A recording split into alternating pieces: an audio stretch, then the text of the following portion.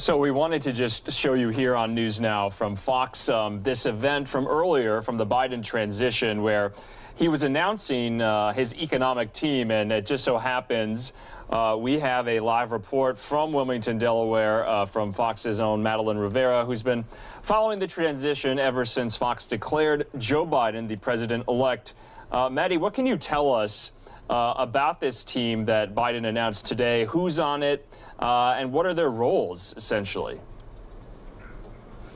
Well, a lot of people might recognize some of their names, most notably Janet Yellen, former Federal Reserve Chair, and she is nominated to be the Treasury Secretary in Biden's administration. And if she's confirmed, a lot of firsts here. She would be the first woman to serve as a Treasury Secretary if she's confirmed. And then the other recognizable name that people might know is Neera Tanden. She's gotten a lot of criticism from Republicans and Democrats, a lot more that we can talk about in detail shortly, Andrew, but those are some two names that might stand out to people. But Biden talked a lot about the economic crisis and COVID-19, talking about how the two are interconnected. You know, some of the things that he talked about tonight were things that he mentioned throughout the campaign trail, talking about the need to build back better. And he talked about the need, called for the need for Congress to pass another COVID-19 relief package. And he said that even if Congress does pass a bill in this lame duck session, he says that likely won't be enough, saying that his transition team is already looking ahead, working on another plan to provide more economic relief to Americans. So those were some of the points that he touched on in his speech earlier today, Andrew. And Madeline, also, I was kind of wondering as well, you know, congressional lawmakers introduced that bipartisan round of COVID relief today. And I was talking to our colleague Ali Rafa earlier this afternoon. Still no interaction between Mitch McConnell and Joe Biden. Is that right? Not yet. You know, it's been a few weeks, and a lot of reporters have been asking him whether or not he's spoken to the Senate Majority Leader. And Biden has said he has not yet spoken to Mitch McConnell. We don't know when he will start speaking with the Senate Majority Leader, but we all assume that he might at some point. You know, they have to work together in order to get things done, especially if Republicans maintain their majority in the Senate. They have to cooperate on certain things and maybe find some compromise. So you can imagine that they're going to eventually talk and have this conversation. But as of now, no conversation has been firmed up. Andrew. Also, Maddie, I wanted to ask as well, just kind of about, you know, Biden and Harris both received their presidential daily briefs today. Was there a readout about that? Can you kind of give us any more inside detail on, you know, how that came about or what transpired this morning? Was it the first day or was it the second day today?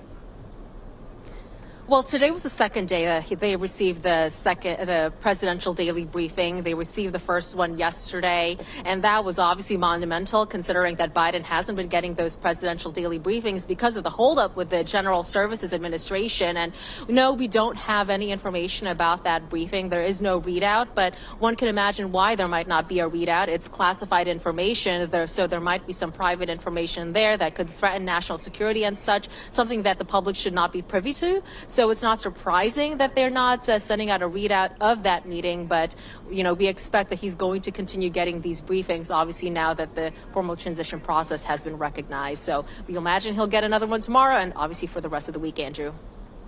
And, you know, Madeline, you know, we've been hearing from a lot of kind of disaffected Republicans who are speaking out about the Trump campaign's legal team and these allegations going forward with these lawsuits.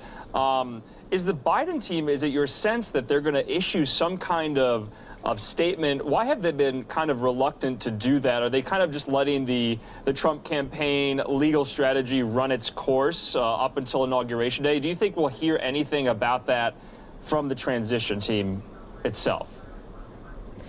Well, they have been responding to it. Over the last couple of weeks, they've had these, news conferences with people talking about Trump's legal lawsuits in several battleground states. And the message that they have is always pretty much the same. They talk about how Trump's lawsuits don't hold any water and how they won't go anywhere, that regardless of how many lawsuits he'll file, the results will not change, that Biden will be the next president of the United States. And so they're always throwing cold water on some of the allegations allegations and the doubts that the Trump campaign and the president himself might stir about this election, saying it's not true. And, no matter which way you spin it, one way or the other, the numbers are still there. Biden will be the next 46th president of the United States, Andrew. And Madeline, I was just kind of curious as far as picking those top posts in his incoming administration. Do you have any insight into who's next, who still needs to be vetted, who still needs to be picked? There's still a lot of cabinet positions up in the air, aren't there?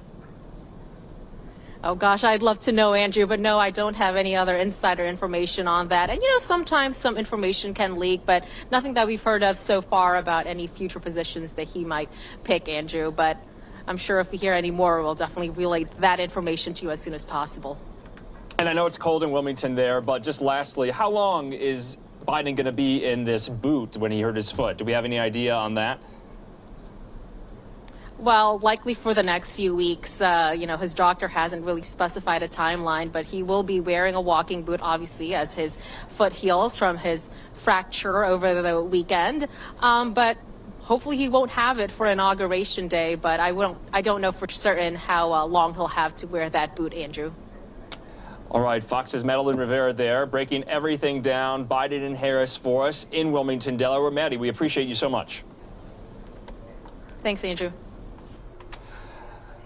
And we're going to go back to the event from earlier today with Joe Biden announcing his economic advisors. We didn't get all the way through that, so in case you missed it, we want to play that out in its entirety for you. There's just a little bit left on that, and then we're going to have some great content going into about the last 2 hours here for our Tuesday night coverage on News Now from Fox. I'm Andrew Kraft. I want to thank everyone for watching here on News Now from Fox, where everything is live, raw, and unfiltered. We're speaking to reporters all over the country about the top stories of the day. If you want to follow that, you can go to our Twitter account at News Now Fox, where we clip the biggest headlines and the biggest moments from the day's news. If you want to tell some of your friends and family on where they can watch us at News Now from Fox, go to newsnowfox.com, where it lists all our platform partners and where you can find us. But first, before we do that, we're going to take a quick commercial break. So we'll see you back here in 2 minutes. Some of you will see this, some of you will not.